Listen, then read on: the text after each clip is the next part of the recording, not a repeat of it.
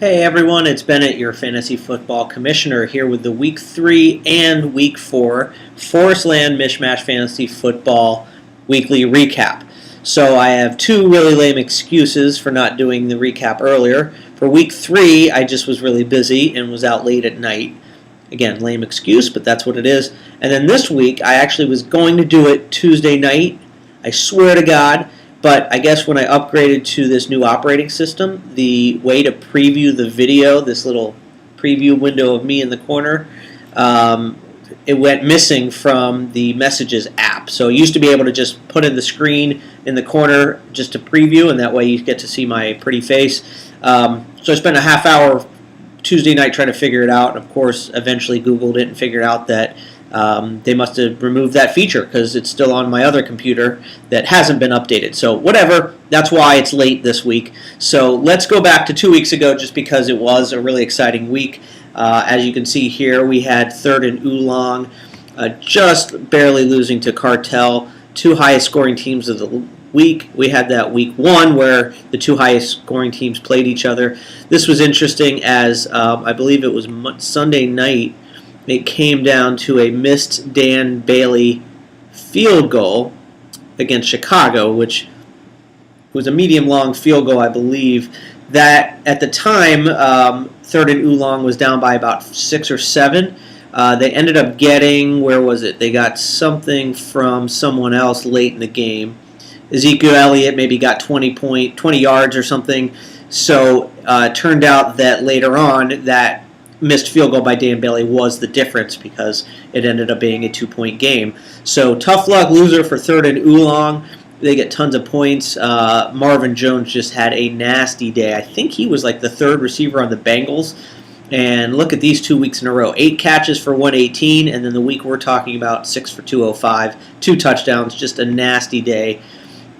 Still lots of points otherwise. And again, the Cartel squeaked by with a lot of points. This Mike Evans, Jameis Winston duo is going to be awesome, especially if Winston can stop throwing so many picks. So it's a little up and down with Winston, but when they're right, Evans is the man. So really good scoring week there, and good job, Cartel. Just for time's sake, the only other game I'm going to mention is my game, which turned out to be a complete blowout, but it was not looking like it at the time. I had LeGarrette Blount in that Thursday night New England-Houston romp. 23 points, set me off on a good pace. And then Sunday morning, the first or early afternoon games, Aaron Rodgers had 4 touchdowns in the first half. I was getting tons of points. McCoy had a touchdown and just was kicking butt. And then literally at halftime of the early games just stopped. I had something like 96 points by halftime, and then only ended up with 127. Carson Palmer's been killing me this year. So it was just interesting that I was so excited, thought I was going to romp, and then turns out I wasn't even close.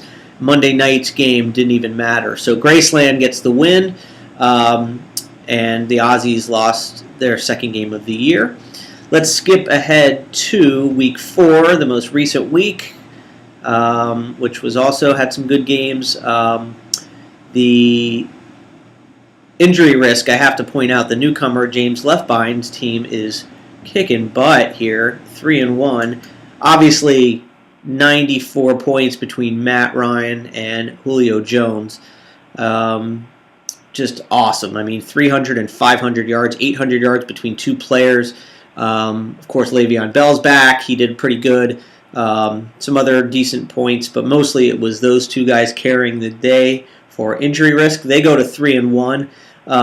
It is just so interesting. I mean, year to year, I was listening to some podcast about how back in the day, in the Steelers dynasty of the 70s, you had the same core of people year after year. There was no free agency. You just built a team and you kept them. And nowadays, it's literally year to year you're rebuilding the team. So you have the Panthers 15-1 last year. They're 1-3. The Falcons, they lose at home opening day to the Bucks, and now they're 3-1 and looking like world beaters. And of course, the Rams got shut out in opening day and haven't lost since. So it's just crazy. You gotta love the NFL. You just can't. You look for these patterns. Oh, well, this happened last year, so this is going to happen now. and you just sometimes the patterns hold up, sometimes they don't. So that's why it's beautiful. And as far as the Falcons, after game one, I thought they were going to stink. That's my personal team that I root for, and now they're looking pretty good. I couldn't believe they beat up on Carolina. So maybe Carolina's just not that good, or maybe Cam's hurt. But again, it's a year-to-year thing with the NFL, and it's awesome. So injury risk gets the high score of the week and goes to 3-1. Mandarino has had a little bit of bad luck after winning game one. What else did we have? We had a lower scoring game won by ForrestLand. The Cartel is struggling this year, 1-3. Obviously, Jamal Charles with a big goose egg. But ForrestLand, doesn't get tons of points. Did a little bit from Drew Brees, Melvin Gordon, obviously, and just enough to squeak by for the win. ForrestLand goes to 3-1. We have a pretty close game here. Baltimore Riot, after a tough 0-2 start, is now 2-2. They defeat Third and Oolong, who's scoring a lot of points but just struggling to get wins. As you can see, the Riot just consistent up and down. Even Cam Newton, before he got hurt, got 16 points. Obviously, it was a little worrisome early in the year when Jared Goff was starting and wasn't in fantasy but wasn't starting in real life. But that has changed, and the Riot are 2-2, so they're hanging tough. Obviously, Michael Crabtree with that game-winning touchdown in the end. It's always nice in fantasy when you get points off like a game-winning touchdown. It just makes it even better. And nice pickup, Terrell Pryor. That's going to be interesting to see fantasy-wise what he's going to do this year. So Third and Oolong's tough. Obviously, they're getting good. Ezekiel Elliott's looking like he's going to be everything he's cracked up to be.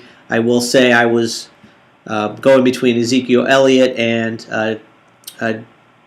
DeAndre Hopkins in my draft, who I was going to pick first. I just didn't trust picking a rookie in the first round.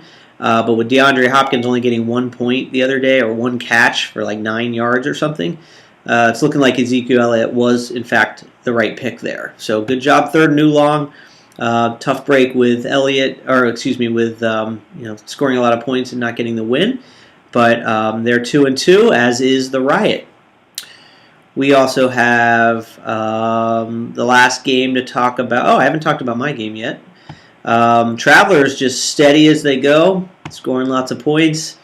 Slim Ozzy's obviously struggling with the running back situation. I mean, DeAndre Hopkins, it's amazing. The Texans win 27-20, and DeAndre Hopkins gets 1 catch the whole game. Ridiculous. So just not a lot of points, not much you can say. Obviously, Aaron Rodgers being on a bye didn't help, and classic case of just having the wrong running back in with Matt Jones on the bench. Meanwhile, the Travelers get a nice effort from Blake Bortles in the early game. Nice drafting. I will say one of the best drafts of the year was picking Christine Michael. Lou Rawls was looking like the number 1 running back for the Seahawks coming into the season, but this guy's been pretty good, as you can see. He must have had a receiving touchdown because he had 19 points with only 50-something yards rushing. Mark Ingram scored a touchdown. Kelvin Benjamin had a touchdown. And Jordan Reed just had a monster game. I mean, that's all you can ask for from a tight end. I think he had 9 catches, 73 yards, 2 touchdowns. So he's the MVP of the week for the Travelers. They get 155 points. The Slim Aussies having a tough year, down to 1-3. And I guess the closest game of the year was the Colon Cleansers defeating the Stallions with Roethlisberger and, incidentally, where is he? Playing against Antonio Brown. So this is an interesting matchup. Usually when you have a receiver and a quarterback and the receiver has a good day, they're going to get so many more points than the quarterback. But in this case, only 22 for Antonio Brown, and Roethlisberger just had an amazing day with 40 points. So, I'm not sure if anything. What was Monday night? I don't think it came down to Monday night. It was Giants. Yeah, Bradford and Victor Cruz. Yeah, Victor Cruz and Bradford just didn't get quite enough to overcome the 166 points for the Colon Cleansers. So, that was the deal there. Just needed a little bit more. Needed another maybe a touchdown for Victor Cruz or something else to put him over the hump. But alas, colon cleansers get the win. So for those teams that are 1-3, don't fear. There's a lot of parity here after 4 weeks. As you can see, there's 4 2-2 teams. Nobody's undefeated. Nobody's got 0 wins. So everybody's in it. Even the 3 1-3 teams are well within it, well within playoff striking distance. If you look at the score, sort it by total points, and you can always see if it's just bad luck or if it's lining up. So third and Oolong has the most points. They're 2-2. I mentioned earlier a couple close losses. The next highest is the Travelers. They're 3-1, so that makes sense. The Riot is 2-2 with 627. So, as you can see, points against. Obviously, Slim Aussies are. I was going to complain about getting scored upon, but really it's the third most points, which isn't anything really to complain about. So maybe my team's just not very good. That could be the answer. Anyway, thanks for listening. If you've taken the time to listen, sorry about the delay in the update. And of course, I will be in touch about fantasy dues. Don't forget to get your starters in for bye weeks and for the Thursday night game. Thanks for listening, everyone. Have a great week.